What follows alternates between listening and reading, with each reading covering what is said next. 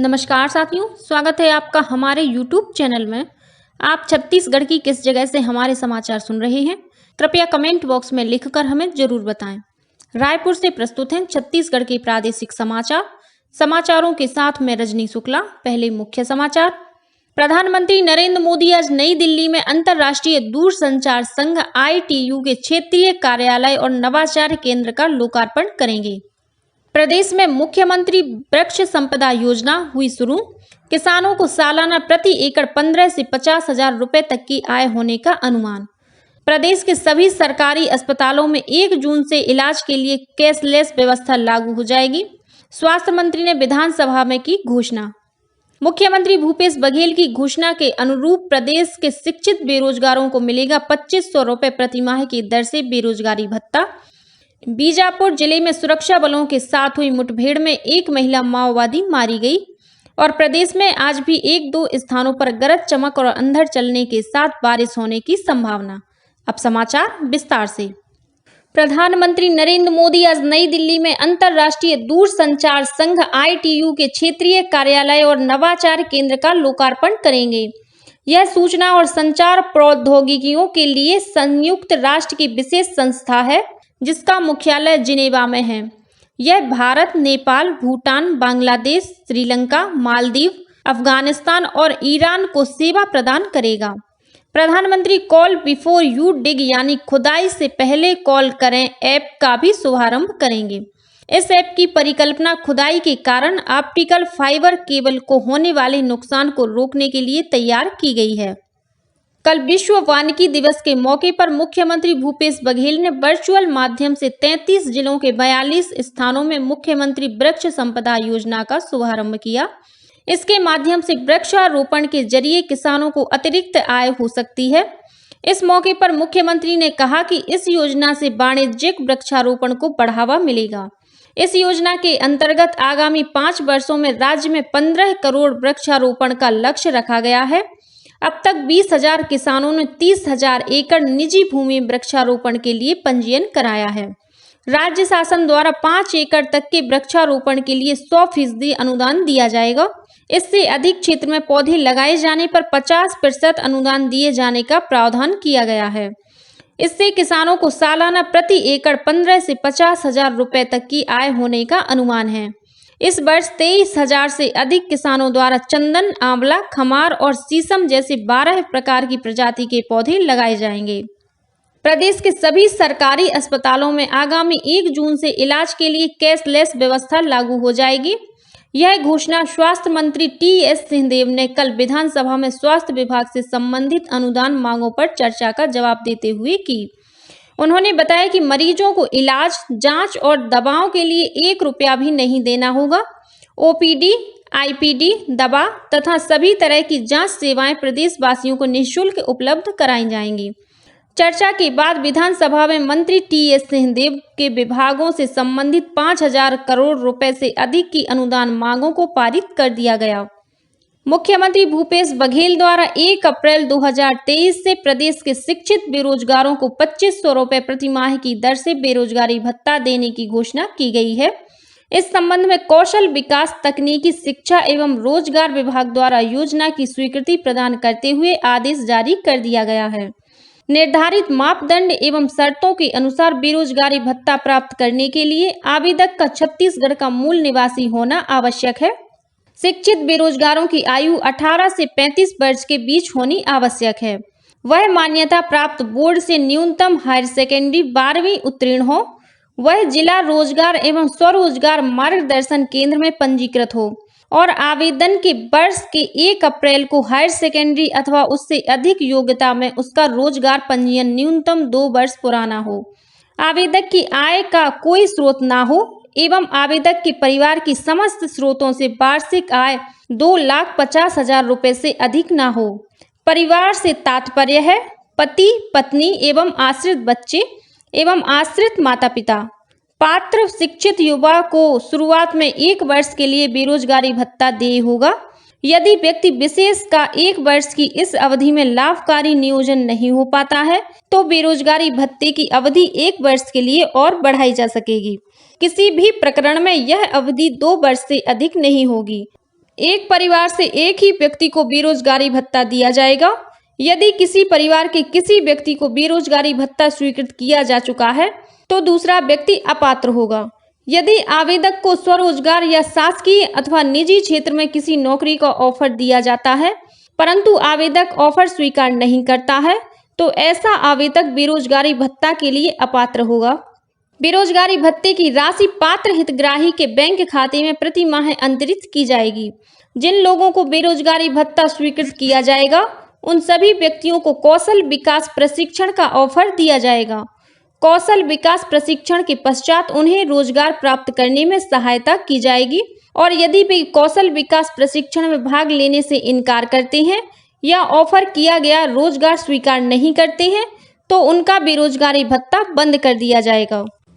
राज्य विधानसभा में कल विपक्ष ने स्वामी आत्मानंद स्कूलों के सेटअप और बस्तर अंचल के बंद स्कूलों का मुद्दा जोर शोर से उठाया।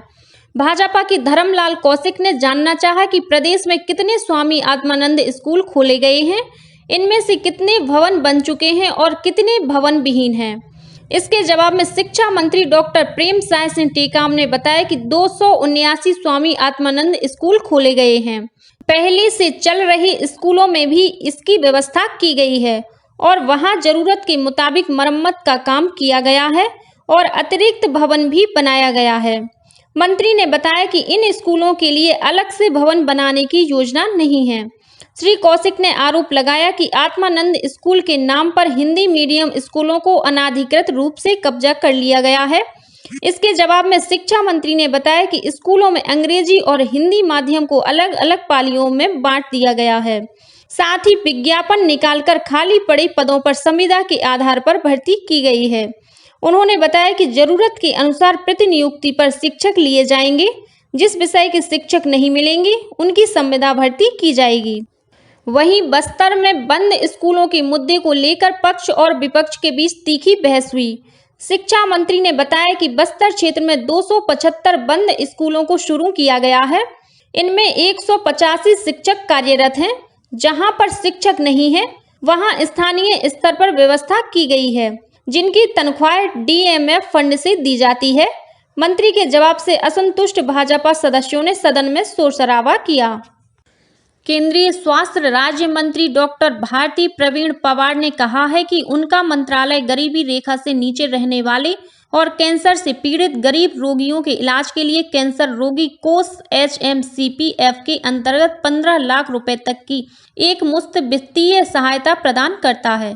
सुश्री पवार ने कल राज्यसभा में एक लिखित उत्तर में कहा, क्षेत्रीय कैंसर केंद्रों, कैंसर देखभाल केंद्रों, राज्य कैंसर संस्थानों और अन्य सरकारी अस्पतालों या कैंसर उपचार सुविधाओं वाली संस्थाओं में इलाज के लिए वित्तीय सहायता प्रदान की जाती है।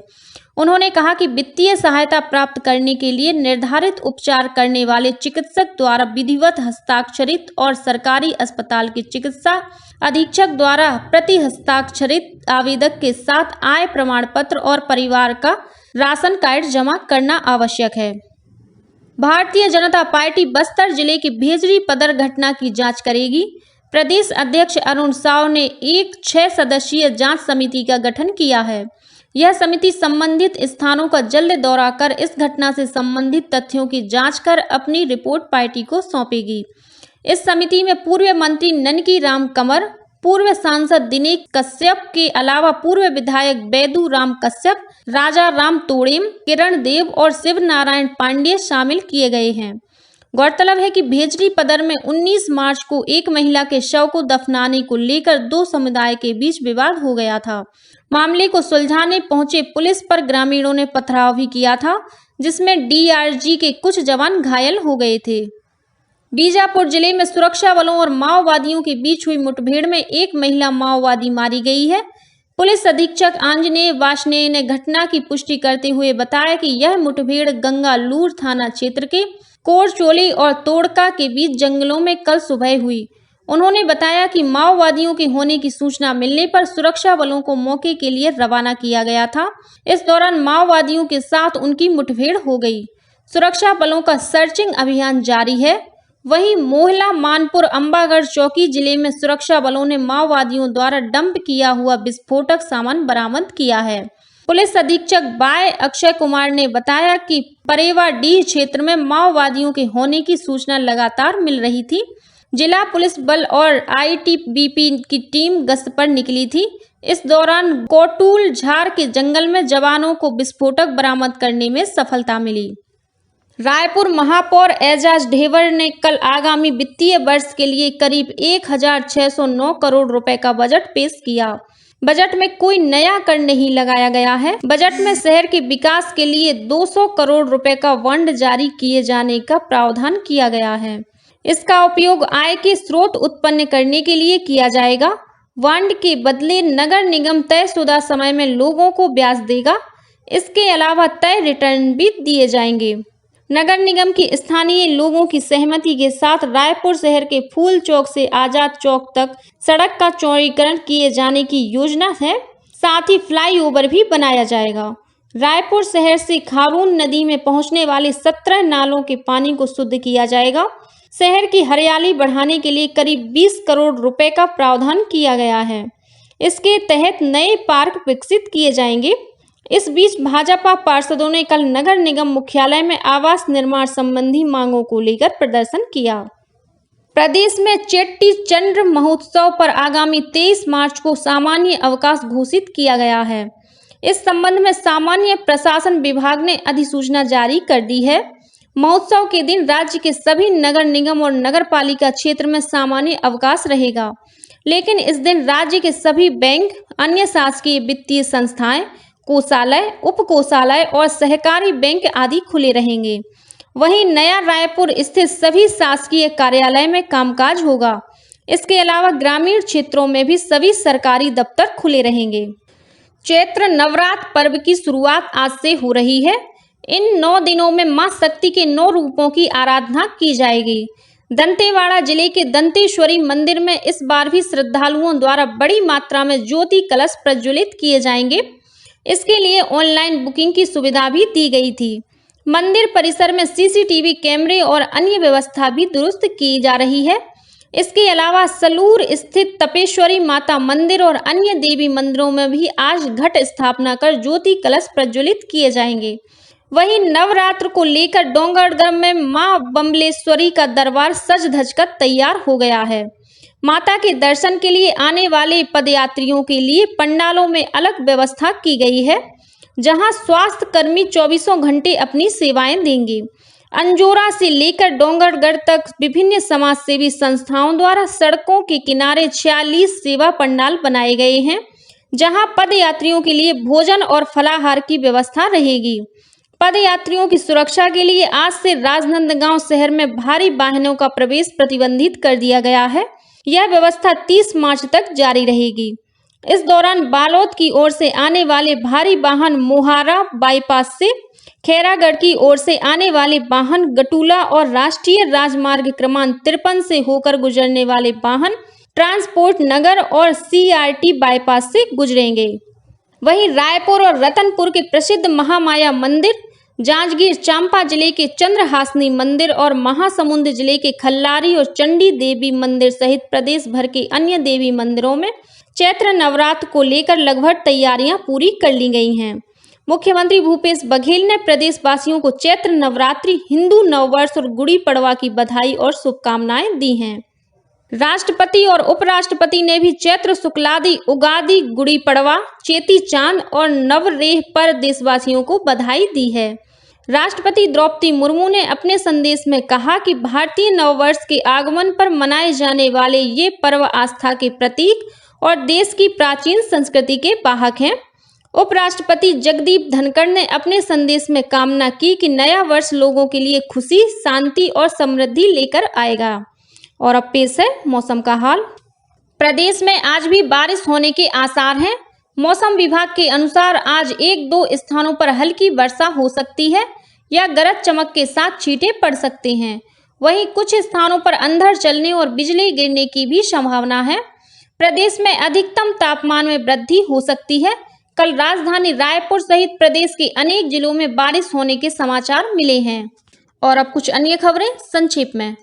आजाद हिंद फौज में धमतरी क्षेत्र का प्रतिनिधित्व करने वाले स्वतंत्रता संग्राम सेनानी मनराखन लाल देवांगन का कल 108 वर्ष की आयु में निधन हो गया।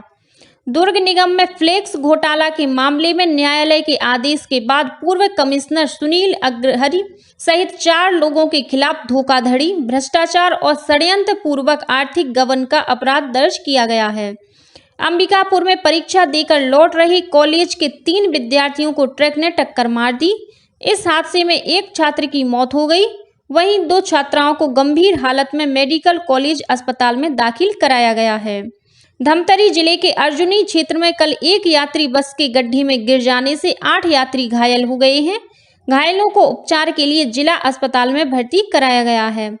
नौकरी लगाने के नाम पर एक युवक से 2,80,000 रुपए की ठगी के आरोप में चांपा पुलिस ने नगर पालिका की एक लिपिक को गिरफ्तार किया है और बलरामपुर जिले के वाड्रफ नगर वन परिक्षेत्र में कोटराही गांव में करीब 35 हाथियों के दल ने एक झोपड़ी को तोड़ने के साथ ही महुआ सहित अन्य अनाज को भी नुकसान पहुंचाया है। वन विभाग ने लोगों से अपील की है कि वे हाथियों से दूर रहें और इसकी सूचना तत्काल वन विभाग को दें। इसी के साथ छत्तीसगढ़ के समाचारों का ये बुलेटिन समाप्त हुआ। नमस्कार।